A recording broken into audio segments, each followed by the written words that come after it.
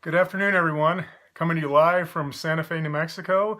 I'm Scott Harrison, Artistic Director of Ironweed Productions, and I want to welcome you to Talking Theater Live. Talking Theater Live is a series of conversations between me and Santa Fe theater artists, sharing stories about their experiences in the theater and the unique paths that led them to creating theater here in Santa Fe.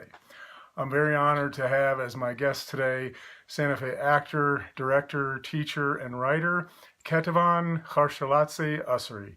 Ketevan, welcome. It's so great to have you. Thank you. It's an honor for me to be here.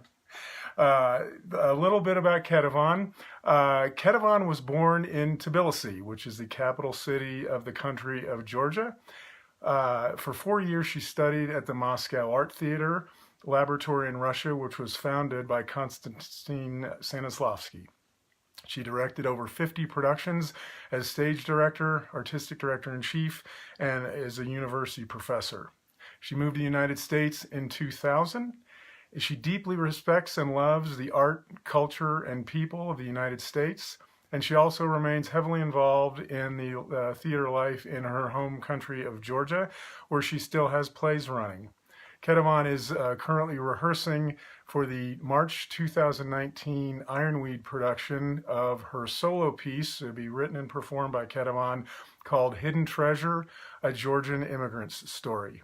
And just a brief preface, we'll be producing the show in March. So this deals with Ketevan's immigration to the U.S. and her early experiences here. So we'll avoid conversation around that part of her story so that you can come learn about that when you see the production in March. But we have plenty to talk about. And Ketevan, again, welcome. And I wanted to just start with just go back to the beginning and just ask your first memory as a young person of being captured by the imagination or the world of make-believe or storytelling? This is very interesting question. There were different careers I was interested when I was kid. My uncle was famous mathematician. I wanted to be mathematician. My father was and mother psychologist. I want to be etc. But what I really was doing since I was a kid, we lived in downtown Tbilisi, and big courtyard was connecting many people in apartment houses, and we play in this courtyard, and I was always directing kids around. I don't know what was it, combination of my nature like to be in charge or really in love with theater art or both. I can say I could have been in love with theater art because my parents were and all our society, and it was kind of common that every family beginning of year was getting whole year tickets, seasonal or whatever it is called, tickets for most theaters or opera, ballet. So we were going there since we were really very, very little. So I was always staging something. Wow. It was before school because my dream was, when kids were saying, she's so young and we are in first grade and second, I was in neither grade. And I was, when I go to school, then they will not put me down because I'm younger than them. I don't know if I answered your question. Yeah.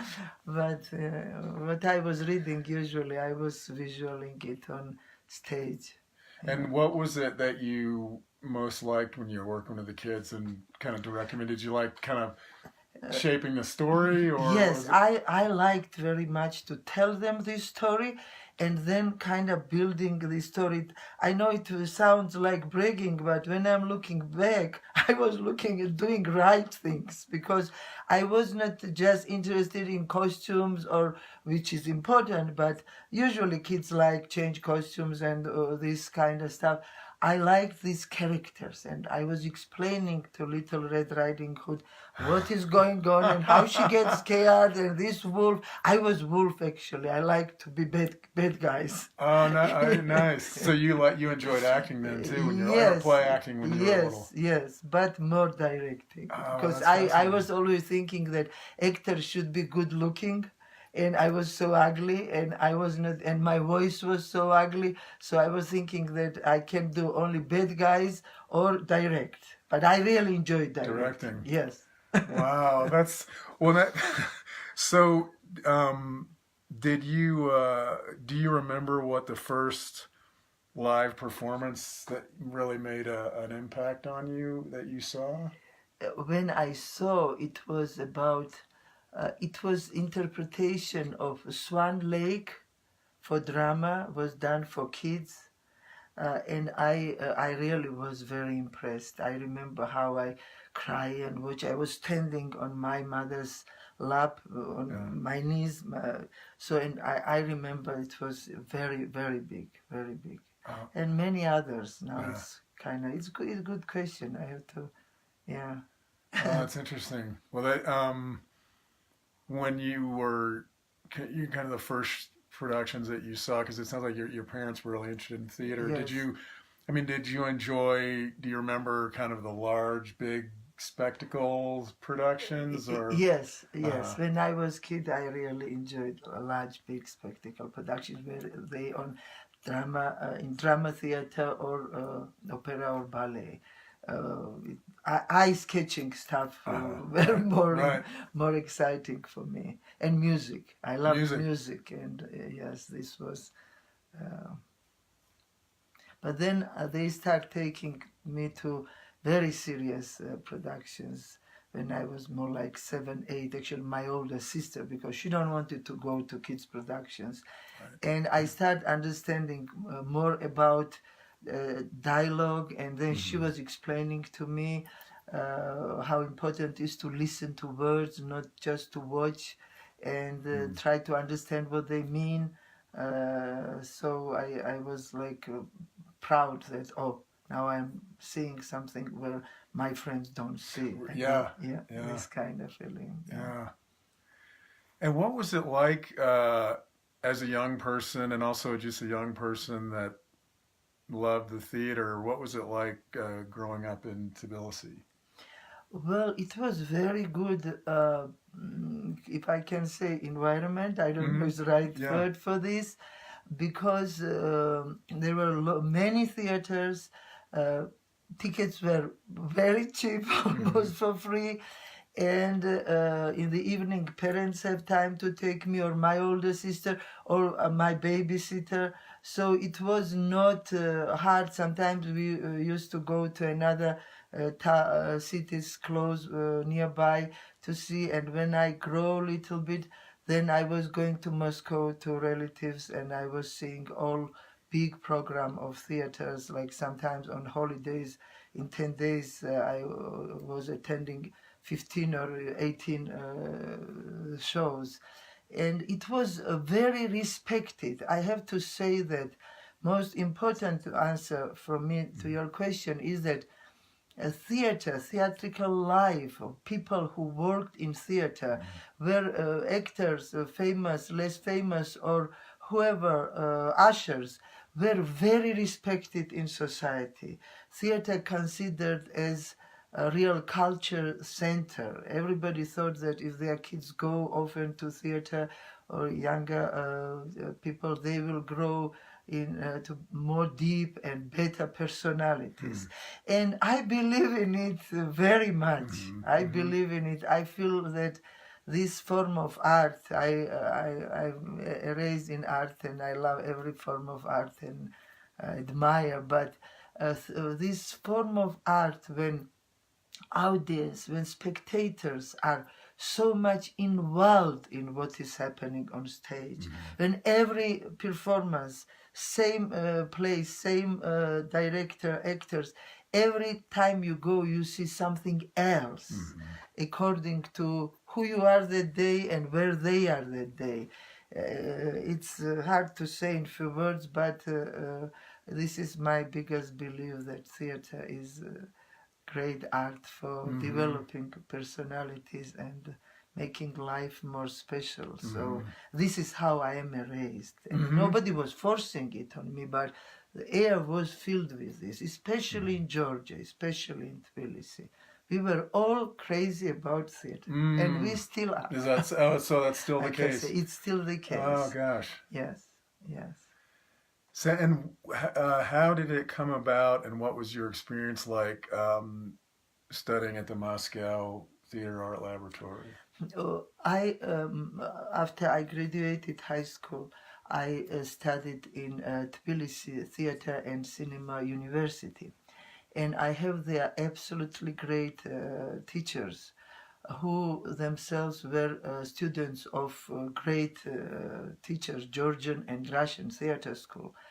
And then when I had opportunity to be involved in Moscow theater life more, and Oleg Efremov, one of leading actors and directors, was in head of this laboratory, I took this chance, and actually it was longer than 4 years. It was spread to 12 years. But 4 years was like intensive, and then who wanted, we continue, but that rest of 8 years was 2 weeks twice in a year, kind of visiting classes, being involved, trying this and that. And I am one of that people who likes to learn. I feel like I'm alive when I'm learning, but also if I'm teaching too, because I think it's non-stop process. For example, Scott, I learned so much from you through this 1 year. We have rehearsals on this particular show which you mentioned at the beginning. I learned so much from you about how different things are happening here in America. Even though America is huge, Santa Fe is tiny, and our rehearsals are even more tinier. But you know, from little kind of hole, you can see a lot. And also, I learned a lot about myself. How can I adjust to this way of working on piece and on production? And there is so much similarity in my ideals and theater. And as far as I learn about your ideals, not just from this work, but from all your productions you were performing or you were staging, I knew who you were, but it's so different when you try it on your skin. And I have been in little productions, in little scenes, with other very good directors and very good partners, actors, and it's very good experience for me. But what I am not used to is this schedule, or how to, this way of rehearsing. I always work in repertory theater, and we still have only repertory theater in country, which means that we have a lot of rehearsals. It is schedules, it's twice in a day, 3.5 hours, 3 months, 4 months, as long as you want, because it's all intensive and last month or 2 weeks, depends how things go. Then nobody's allowed to look at the watch. If you are interested in watch, go home. Why waste your time here in theater? So this is different, and it has its benefit too. It has this way of having kind of rehearsals with leftover time and episodical. It has its benefits, because when I looked back, my life in many ways was artificial. I was only reading plays and novels to stage or perform, and back and forth, and real life was a little bit on this side. Here you are all sucked in real life, and then you take your head up and breathe a little bit theater, and then dive. But it makes you more interesting person, and your life rich. I talk too much. No,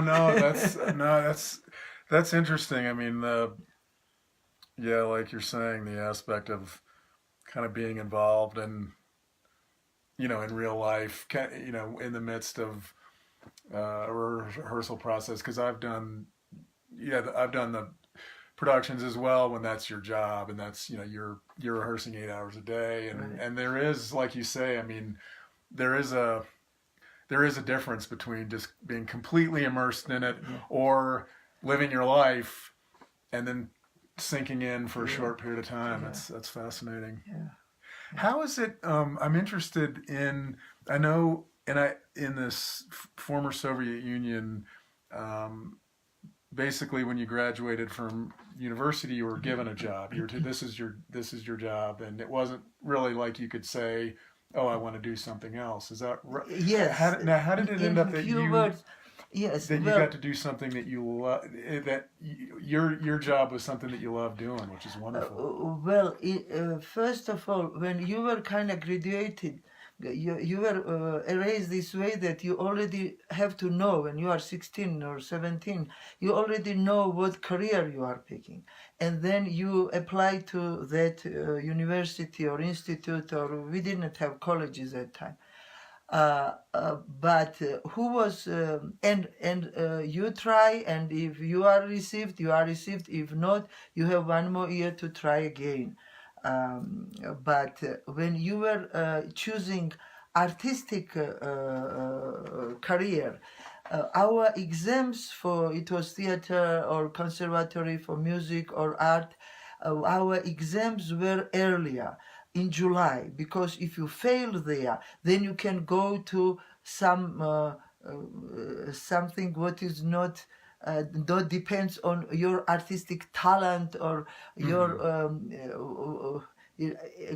I have no words, but I explain it this way. Then you go to something particular, what you were studying 10 years, you were learning, and you can just choose you want to be physicist or doctors or mathematician, where you have better degrees and Right. better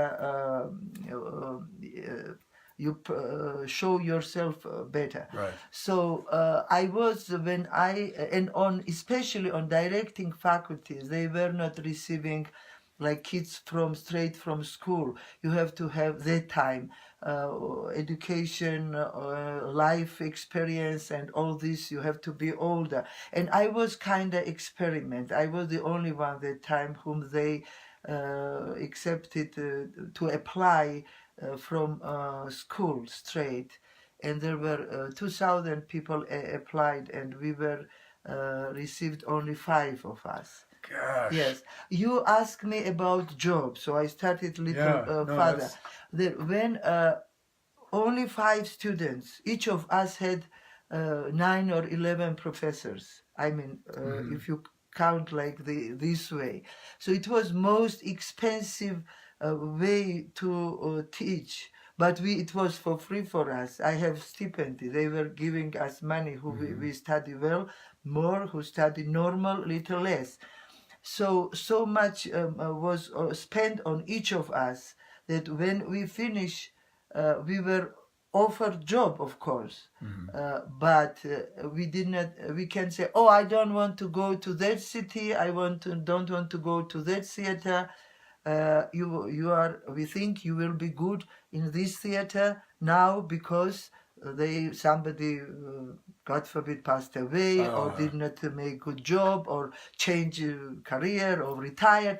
So this was but you love every theater and you are so happy when you graduate that you go. One thing was that for some reason I kind of offered myself to go to out of Tbilisi to countryside, and I remember theater union head of theater union kind of interviewed me, and he said, "You are our experiment." He was kind of angry man. He is not with us now, but I loved him. And we spent so much energy on you. We did not teach you to work somewhere in village. You start here. If you are not good, we send you there. I thought I am kind of very special that usually kids who live in the capital city, they don't want to go elsewhere, or who don't live in capital city, they want to stay. And I offered myself, I go wherever you send me. They don't send me. Yeah, it was very, very different. Yeah. And so, what was it? And so when you started, when you initially, your first job as artistic director then? No. Okay. I started in university, which I graduated. I was received as assistant of professor, and the same I started as assistant of artistic director. Okay. And he was working on show, and I was his assistant, and he was incredible person, and I loved him so much, and everybody, all his students and actors loved him very much.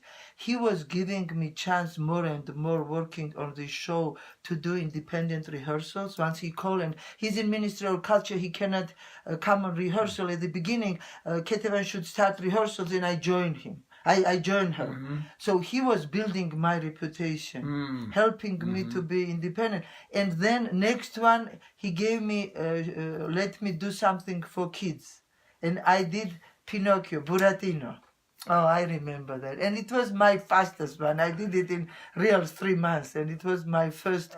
No, of course, we did diploma when we studied in university. But that was still under wings of who was in charge of diploma and all this. And why I talk about my that time period artistic director, that actors know that they cannot make fun of me, even though I was very young and very skinny and was not smoking and was not drinking. So I was not like fitting in. It's so funny, but well, if you do that, they will tease you anyway. Yeah. Of course, but I was very well supported from my older colleagues and also actors who really wanted rehearsal to be rehearsal and not, I mean, no, discipline is not right word, but creative discipline is necessary. Right. This is one more great part of theater specific that you cannot wait for your muse. You cannot be on, oh, I'm not in right mood today. Right. I cannot paint, or I cannot write, or I cannot, exercise something. I'm not putting anything down at all. But your mood, forget it. Right. Leave home all your problems, all your moods. Here you are, somebody who have to be in right mood, the right stage, right whatever. Yeah, I remember, it's interesting because I remember when I was at ART in graduate school, and it was a great experience because there was a repertory company there. A lot of the actors had been working for years together. And to me, one of the most interesting things I learned being around them was how, they were incredible artists, but they were also craftsmen, like they knew the job. They had they brought all the tools every day that they needed to do their job in the best and most creative way. And that was really, really good because again,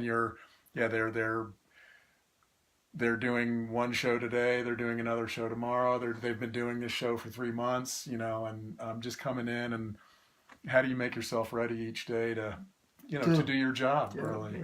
Yeah. I'm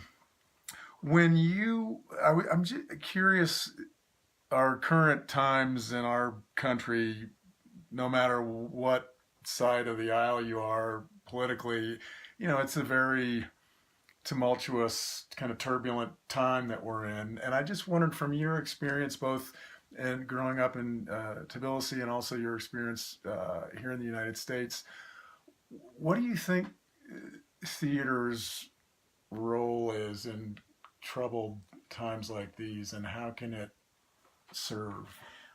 I think that theater's role increases when in country are increased psychological problems. We like it or not, psychological problems are coming a lot from economical problems.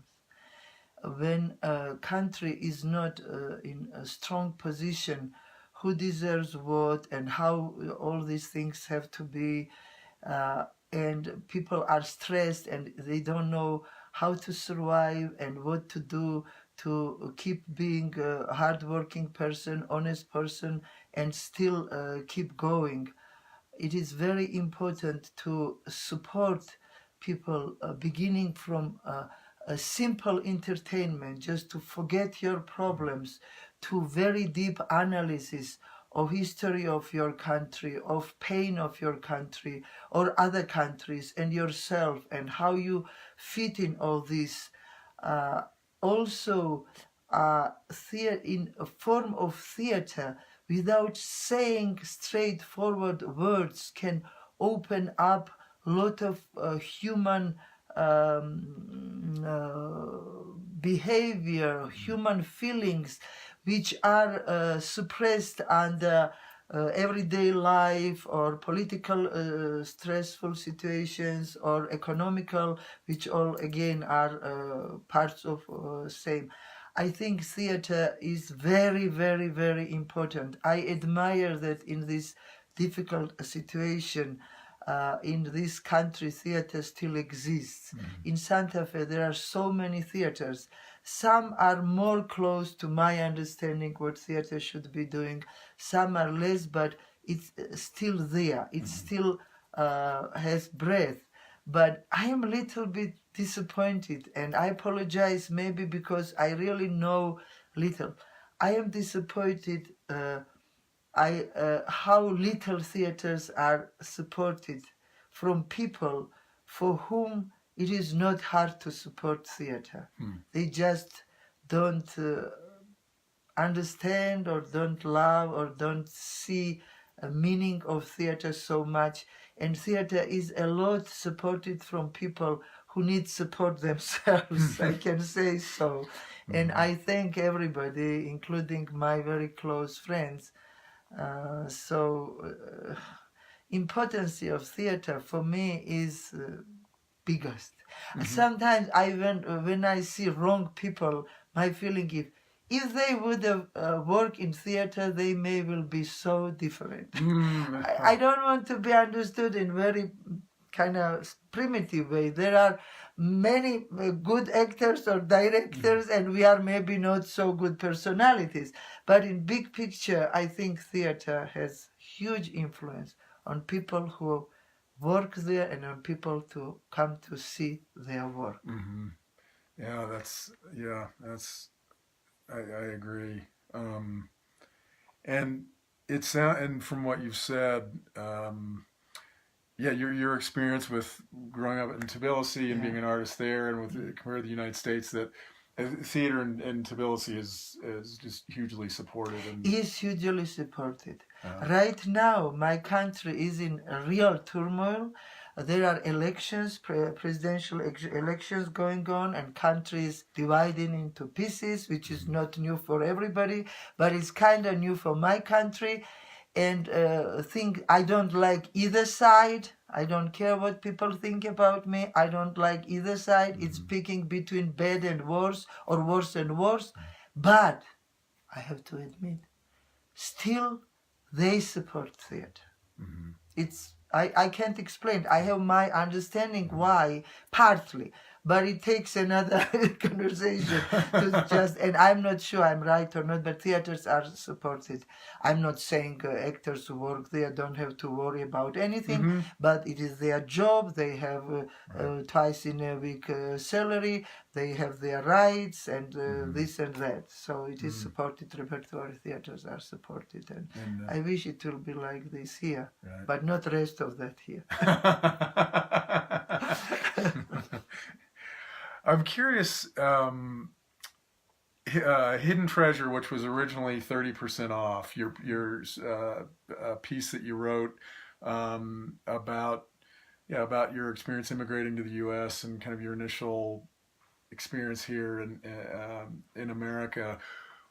How did that come about? Was writing something that you had done before then, or how did that your desire to write this story down come about? Well, since I was kid, my most hidden dream was to be writer. And I knew that it is most pretentious thing, so I was not telling it to anybody in the world, including my father, who was my best friend. So I was always doing like a journal, always writing down what I was impressed in journal. And when I came here, I was open to have totally different life what happened, and I wanted to embrace it and remember and share back in my country or with myself, just to remember, because every day was so special and so different, sometimes good, sometimes bad. So when I start this job, I start writing in my diary everything what was happening, important for me. And I was always very observant child. To don't make it look so much bragging. I was gossiper. I mean, I was interested to analyze why, what, not that way, God forbid that then I go and exaggerate and tell some bad stories about people or even good. But inside of me, I was very observant. It's partly maybe a feminine character too. And I was observing everybody who was, they were Americans. It was so special for me in store, and kind of making little notes. Sometimes I was annoying my husband, John, telling him, oh, this happened at my job and that happened at my job. And then I was actually, really, when I looked at it as each of these events what happened can become story, was when I was invited to one of my new friends on dinner party, and I came very tired straight from the job, and one of party members asked me, how you were director there and actress and this and that, how you are adjusting with this sales business. And this is where these stories are happening, which are in 30% off and now Hidden Treasure. And I know I am guest, and I'm special guest from former Soviet Union, Georgia. I have to talk, and I was so tired. I have nothing to talk about. So I told him story what happened that day with me, with this person who came in store, and how we relate and what we talked about. And he was very emotional. He said, are you writing this? Are you writing? I said, yes, I'm putting, no, I don't mean notes. You have to write it a story. You told me incredible story. I'm sure you have more stories. And then he was calling me and asking, are you writing stories? Are you writing stories? So, it's so interesting. When later I told him, Joe Novak is his name. Joe, you have no idea how you help me and how you motivate me to do. What do you mean? I was just curious. They were good stories. For him, it was just nothing. Yeah. But for me, it was something what became more and more important. And then I shared them with Scott, and we worked some time on them. And then I was deported. And then I came back. And now I'm really, really, really happy, honored. I mean, fascinated. I don't know how I do this job. But my rehearsals with my dear friend and dear director and actor, Scott Harrison, they get me back to life, because when we started I had serious psychological problems. But not only this, I'm so happy. Thank you, Scott. I don't care if people say, oh, she's complimenting him. Yes, I am complimenting him because we are having great, deep, serious, interesting time working on Hidden Treasure, and let's see what comes out of it. Well, thank you, Ketevan. I agree. It's a real honor to work on this story, and it's interesting to learn how I think especially kind of during these crazy times when somebody can be encouraging, you don't even, like your friend John, like you don't even realize the impact that they have by taking an interest, or you should tell a story. Do you find writing and directing, I mean, they're both different forms of storytelling, how do you find them different? Do you know what I mean? Yes, it is interesting. I don't have feeling that when we work on these pieces, I knew them very well, meaning not lines, but the story itself. But I don't have feeling that I wrote it. I want to do it as if they just exist, and I want to share. And you as director are helping me to put it in language of stage, to I don't want it to perform in them. If you remember, I'm sure that I imagine that somebody else will perform it, and if I'll be allowed to see little before show or something.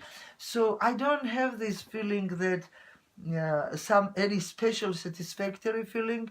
I like these stories, I understand them, I know what is behind them, and it's very interesting that together with you we are trying to put them out, and then it is very interesting. If really it is interesting for people to come and watch and listen, I really don't know. And it's very big challenge. It's so, I don't mean friends always come and encourage and like whatever you do. Maybe after 1 year they tell you that it was not as good. but Well, that and yeah, well, it's interesting when you're talking about that because it makes me think of Lisa, my wife, this morning found this quote by Ellen Burstyn, who's just a wonderful actress, and she was talking about for her, which I thought was it was really comforting to hear the message. And she said an artist should always be about the search. yeah, Like you're always searching, which to me, the wonderful thing about that is it always keeps me in that place of,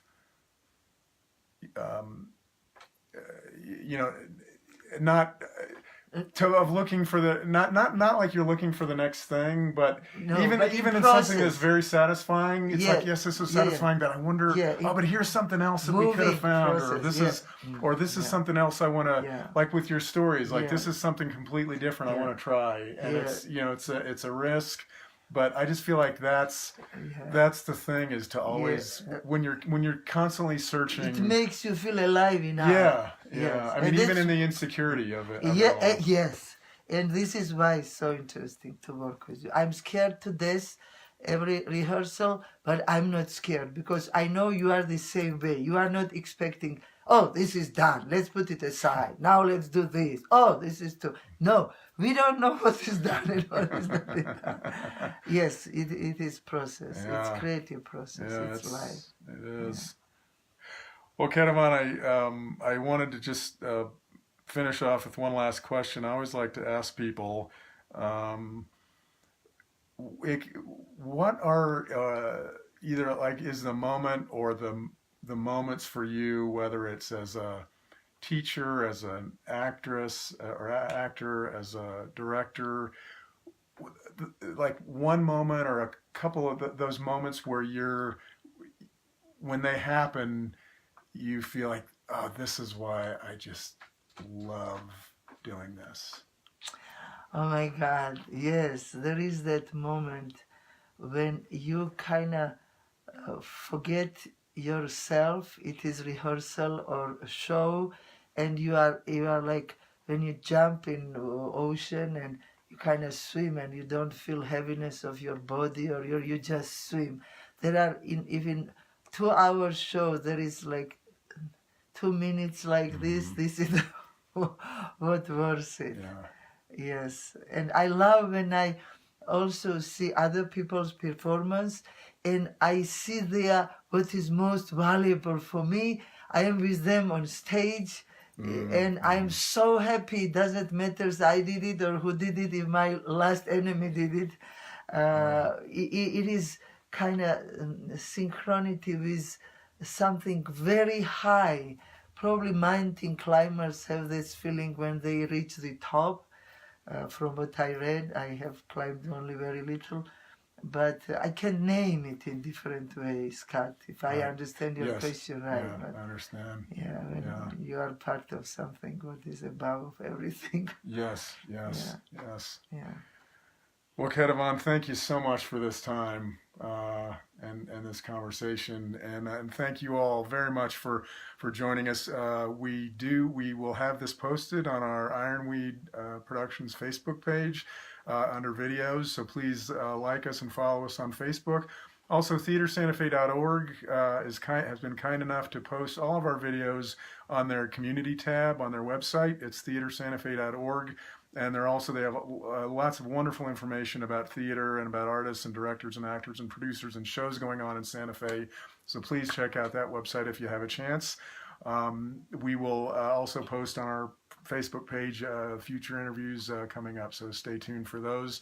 But again, Ketevan, thank you so much. Thank you, Scott. Thank you. I love this theater talk. Well, thank you so much for doing it. Very good. And thank you all very much for joining us, and I hope you have a safe and happy Thanksgiving. Good afternoon.